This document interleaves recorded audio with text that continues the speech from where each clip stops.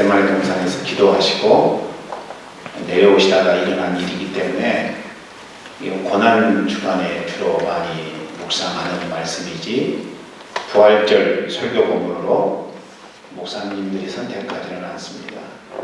그런데 오늘 이 말씀을 통해서 부활의 영광을 목격하고 체험한 우리가 어떻게 살아야 될지에 대한 내용을 여러분들과 함께 나누기를 원합니다.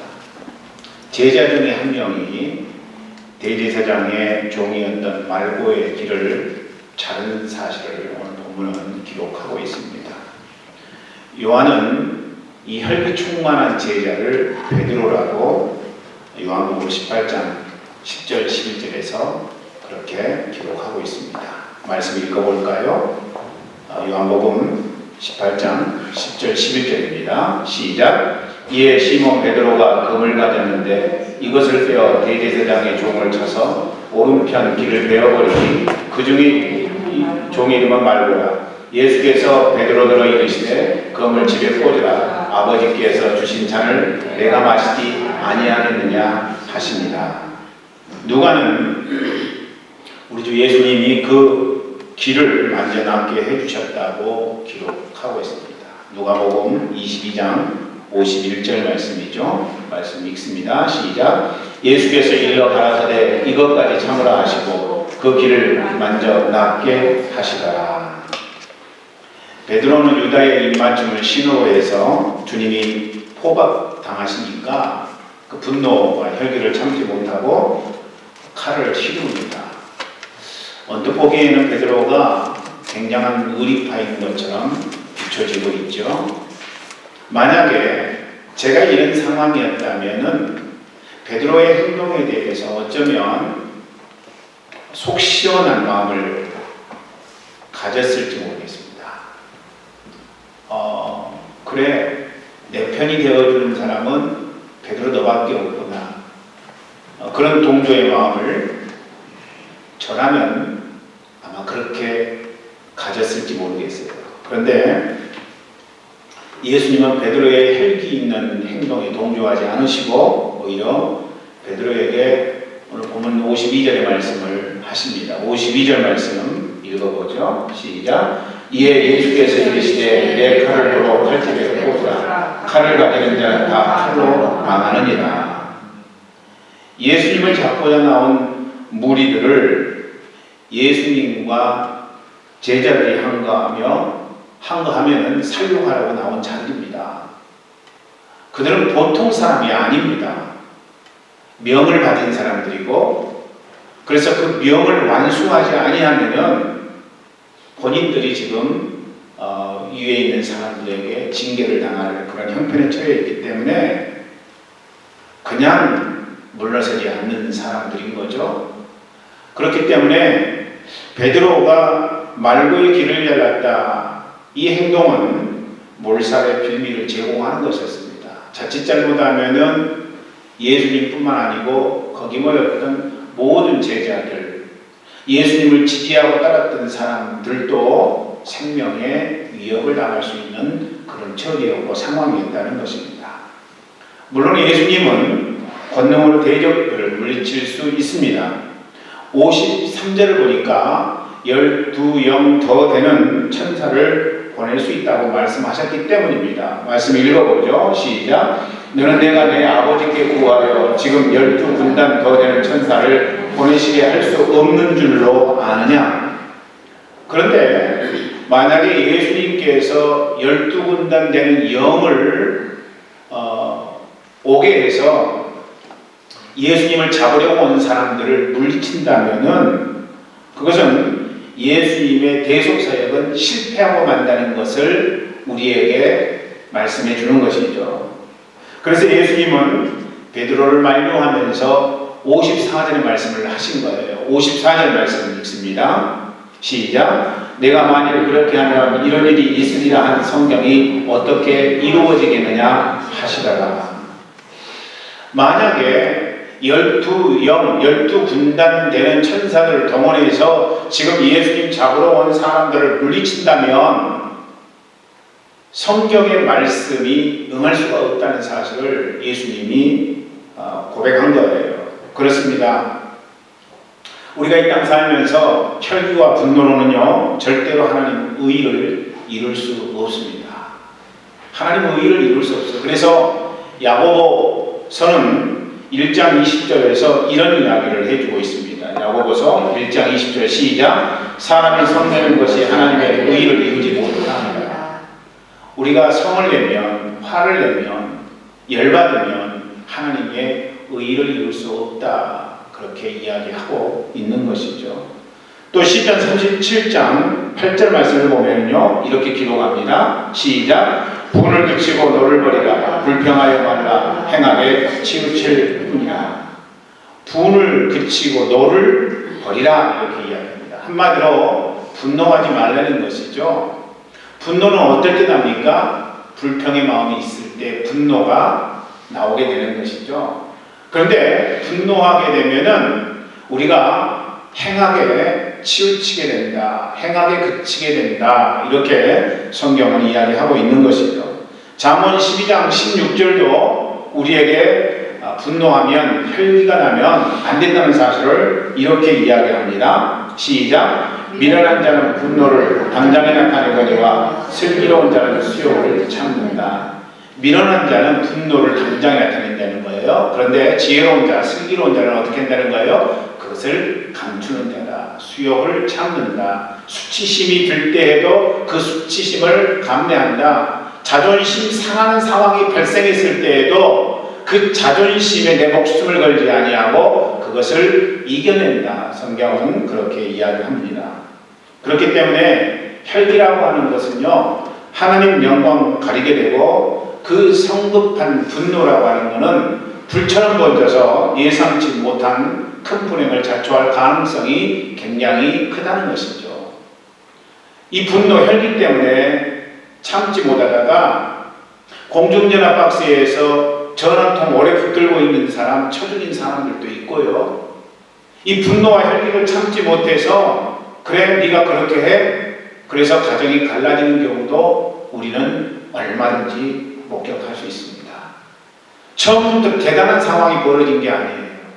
작은 일이 벌어졌는데 그 작은 일로 인해서 분노하고 혈기를 부리면요 그 분노와 혈기가 나를 잡아먹게 된다는 것이죠. 나를 잡아먹게 되면은 그 분노와 혈기로 인해서 다른 사람들도 모두 다 그 분노와 혈기의 종이 되어버리고 만드는 것이죠.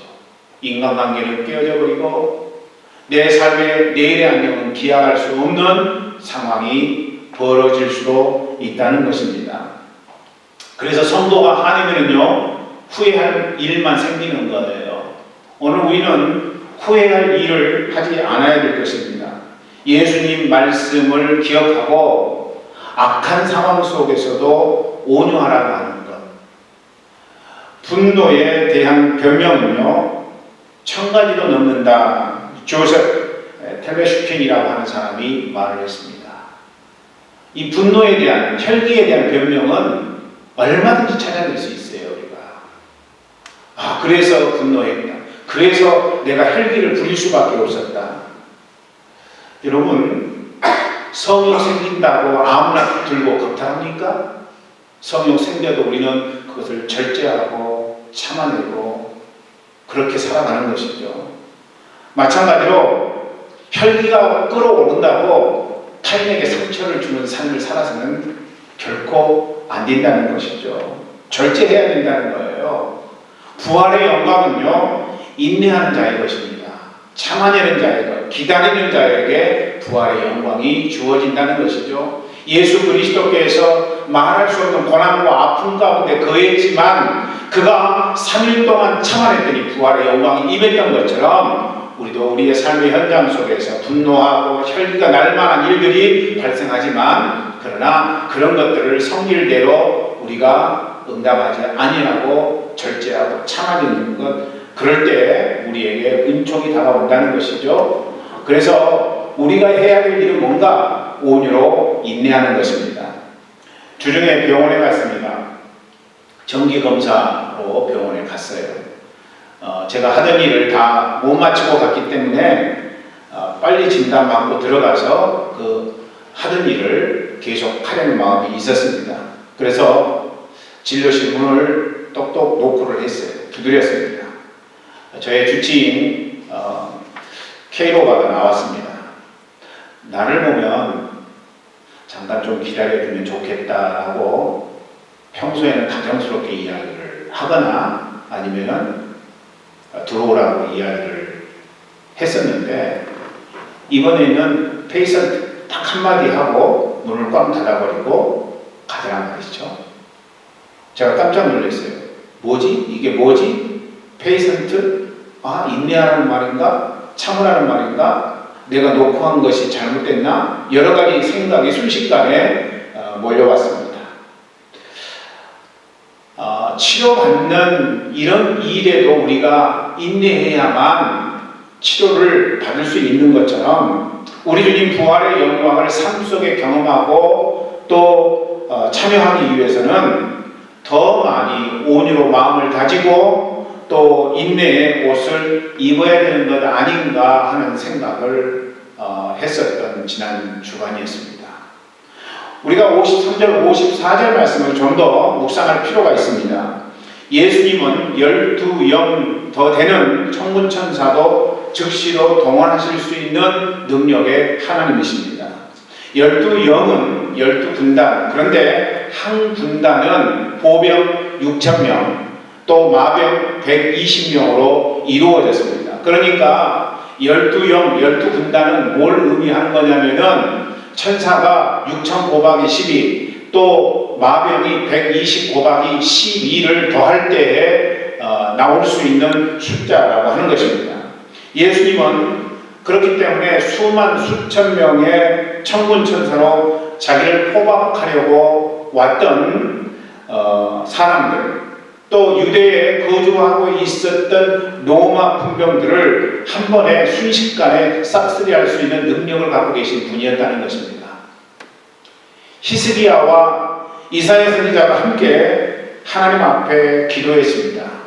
간절한 기도를 하나님이 들으시고 천사를 보내어서, 그것도 천사 한 천사를 보내어서 아수르 진영에 18만 5천 명이나 되는 군사를 순식간에 진멸했던 사실을 우리는 기억할 것입니다.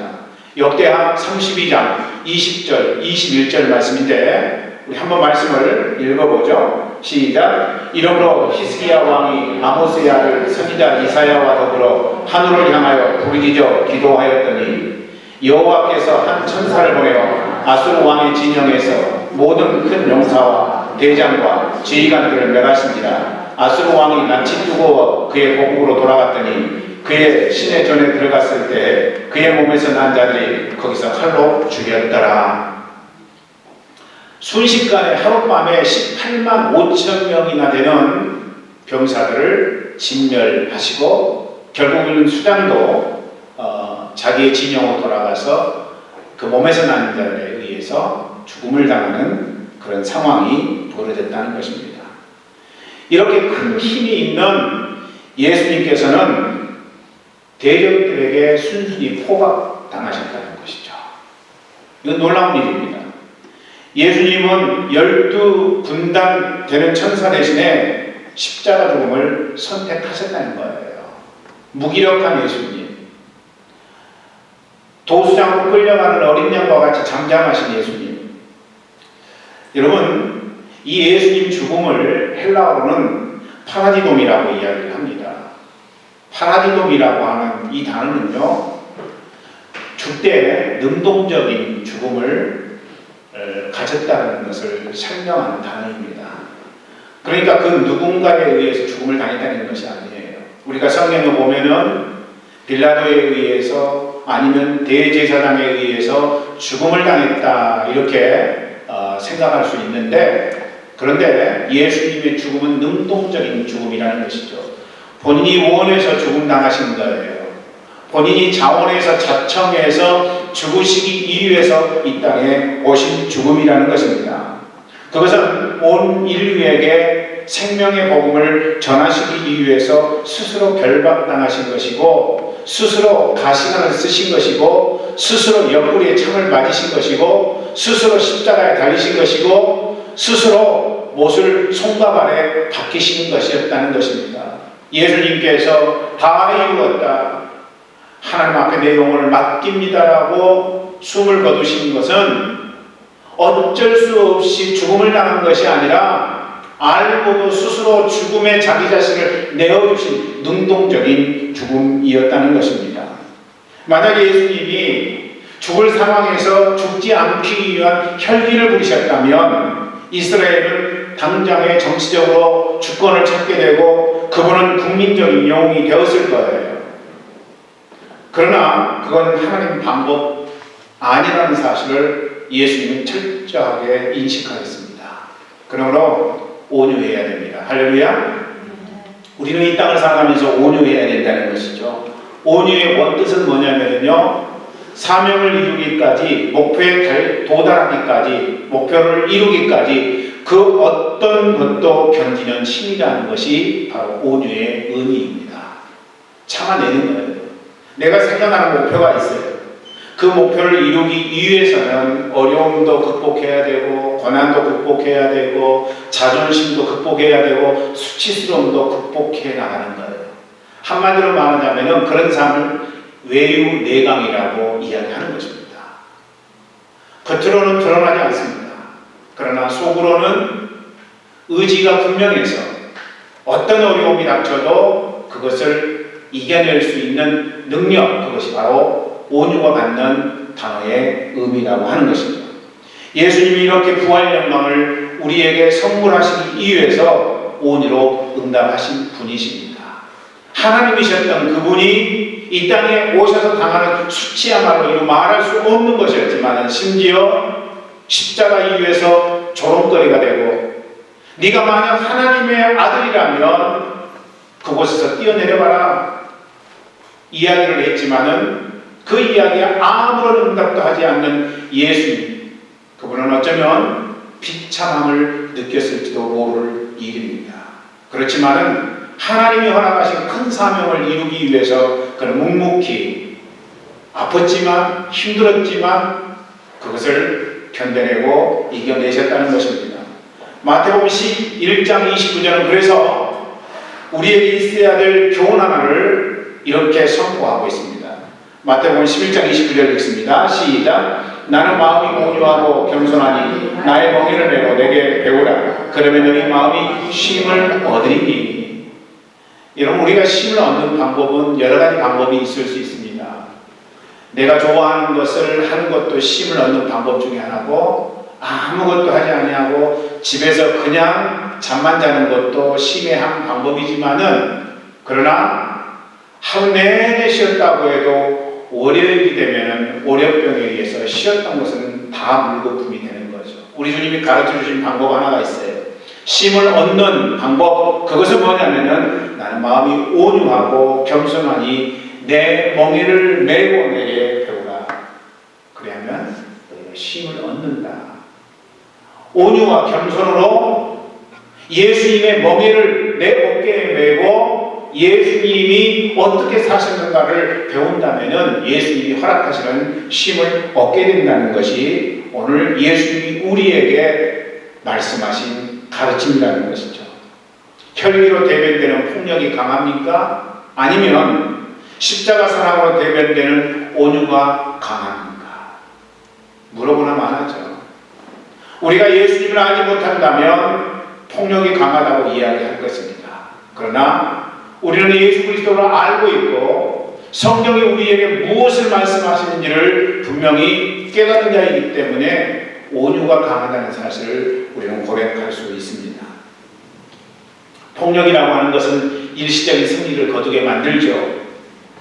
반면에 십자가 사랑은요, 온 세계 모든 민족, 모든 천하 만물을 예수님의 이름 앞에 무릎 꿇게 만듭니다. 성도는 예수님으로부터 가장 강력한 무기인 십자가 사랑을 지급받았습니다. 만약에 우리가 예수님이 허락하신 십자가 사랑을 공급받은 인생이라면 그 십자가 사랑의 무기로 예수님처럼 온 세상을 정복하고 죄인들에게는 새로운 삶의 생명과 희망을 주고, 그리고 모든 사람들로 하여금 예수님 앞에 진정으로 무릎 꿇게 만드는 사명자가 되어야 된다는 것이죠. 젊은 날 모세는 혈기를 부립니다. 혈기를 부렸어요. 하루 만에 그는 혈기를 부리고 나서 사람을 죽였지만은 미디안 방으로 쫓겨나게 됩니다. 모세가 애굽 사람을 죽인 이유는 다른 건 아니에요. 자기 민족을 비하했기 때문이었습니다. 순간적으로 혈기가 그의 몸에서 쏟아져 나와 애굽 사람을 죽입니다. 그리고 하루가 지나지 않아서 사람들에게 그 사실이 알려지게 되자 더 이상 그 애굽에 있을 수 없었고 미디안 광야로 쫓겨가게 되죠. 하나님이 모세의 혈기를 제거하기 위해서 몇 년을 투자하십니까? 40년을 투자하십니다. 40년이 지난 어느 날 하나님은 모세를 다시 부르시죠. 모세의 나이 80세였어요. 80세의 나이에 하나님이 모세를 부르시는데 가시떨기 나무 앞에서 모세를 부르십니다. 가시떨기 나무에 불이 붙었는데 성경을 정확하게 자세히 보면은 가시떨기 나무는 타지 아니했다고 이야기합니다. 탄 것의 존재는 무엇일까요? 만약에 가시떨기 나무가 타지 않았다면 탄 것은 무엇일까요? 소위 통상적으로 성경에서 불을 설명할 때 성령으로 이야기합니다. 사드락과 메삭과 아벨느고는 풀물 속으로 들어갔지만은 그들은 머리털 하나도 상하지 않는 놀라운 은총을 경험하게 됩니다. 다니엘서에 보면은 사드락과 메삭과 아벨느고가 풀물 속으로 들어갔는데 거기에 한 사람이 더 있었다라고 이야기를 합니다. 그가 누구예요? 하나님의 성령이었다는 것이죠. 그러니까 탄 것은 누구예요? 성령이라는 것이죠. 오늘 이제 이 출애굽기 가시떨기 나무에 불이 붙었는데 가시떨기 나무는 불타지 아니하고 뭐가 탔다, 그게 성령이다, 이렇게 알레고리컬하게 해석하고 싶지는 않습니다만은, 그러나 떨기나무가 타지 않은 것만은 분명한 사실이고 이것은 놀라운 일입니다. 무엇을 교훈하기 위한 것이십니까? 내 힘과 내 능력으로 나를 태우면은 그것은 하루 만에 다 타버리고 없어지는 것이지만은 우리가 이 땅 살아가면서 내 능력, 내 힘, 내 존재 자체를 가지고 사는 인생이 아니라 하나님의 성령에 의지하여 성령 앞에 응답하게 될 때에 그것이 바로 놀라운 은총 가운데 거하게 만드는 지름길이라고 하는 사실을 하나님은 가시떨기 나무에 불이 붙은 사건을 통해서 모세에게 일러주고자 하셨을 것입니다. 그러므로 출애굽은 누가 한다는 거예요? 모세의 능력이 하는 것이 아니라 하나님이 하신다는 것입니다. 누가 모세의 하나님이 되십니까? 우리 주 하나님이 모세의 하나님이 되어주신다는 것이죠. 그러므로 두려워할 필요도 없고 걱정할 필요도 없고 괴로워할 필요도 없다는 사실을 우리 하나님은 모세를 부르시면서 분명하게 말씀해 주셨던 것입니다. 하나님의 말씀 앞에 응답할 것을 그래서 모세에게 일러주신 거예요. 어떤 경우에도 흥분하지 말고 혈기 부리지 말고, 그래서 온유함을 가지라고 하는 하나님의 메시지. 모세가 하나님의 명령을 받아서 광야 생활을 할 때 딱 한 번 혈기를 부린 적이 있습니다. 그때가 언제예요? 물이 없을 때 하나님 앞에 범죄하는 그들을 보면서 혈기가 나서 자기의 지팡이로 반사를 때리잖아요. 그래서 물이 나옵니다만은 그 혈기 때문에 모세는 가나안 땅에 들어가지 못하는 안타까운 상황을 우리는 보게 되죠.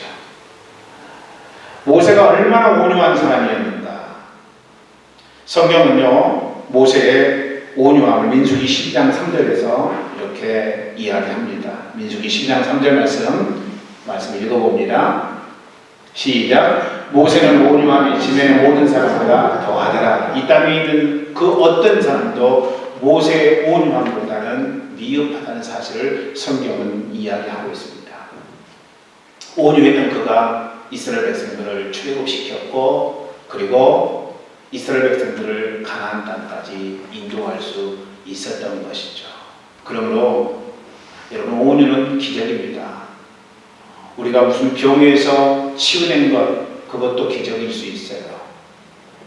있을 수 없는 결과가 나온 것도 기적일 수 있습니다. 그런데 그런 기적들은 일회성이에요.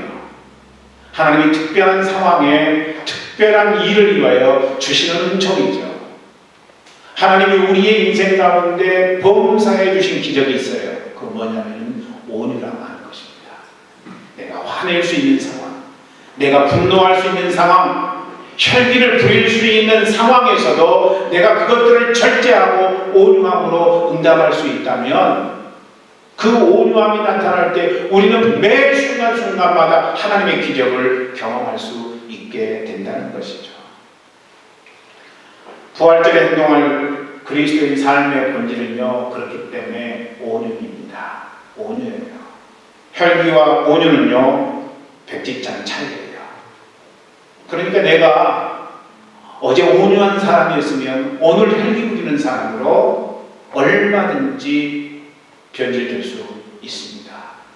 여차하면 우리는 혈기 부리는 자로 나갈 수 있게 된다는 것이죠. 혈기와 온유는요, 바로 가까이 있습니다. 그런데 그 결과는요, 천국과 지옥일 수 있다는 거예요. 내가 혈기를 부리면 내 인생은 금방 지옥이 되고, 내가 혈기 부릴 수 있는 상황 속에서 온유함으로 내가 응답하게 되면 내 삶의 현장은 천국이 된다는 것입니다. 저는 오늘 이 시간 부활의 아침에 우리 주님의 부활의 은총을 경험하기 원하는 여러분 모두 다 온유하여 하나님의 의를 이루는 귀한 삶이 되기를 간절히 축원합니다. 십자가 십자가 내가 처음 볼 때에 나의 맘의 큰 고통 사라져 오늘 믿고서 내 눈 밝았네 참 내 기쁨 영원하도다. 여러분, 우리 눈이 밝아지기 위해서는 어떻게 해야 될까요? 십자가를 경험하면 내 눈이 밝아지게 되어 있어요. 부활의 은총을 경험한 자의 삶은요, 눈이 밝아지게 되어 있습니다.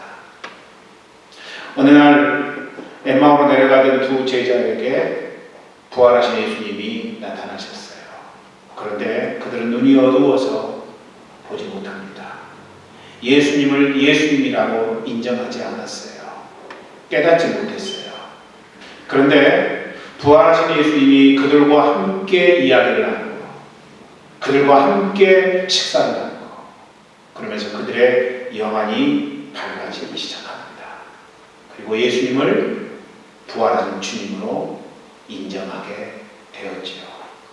오늘 부활의 아침에 부활의 은총을 경험한 여러분들의 눈이 밝아져서 온유함으로 늘 기적을 이루는 복된 삶이 되기를 주의 이름으로 축원합니다. 이제 우리 찬송하시면서 주님 앞에 믿음의 고백 올리기를 원합니다. 만왕의 왕 내 주께서 주님 앞에 찬송 올리겠습니다.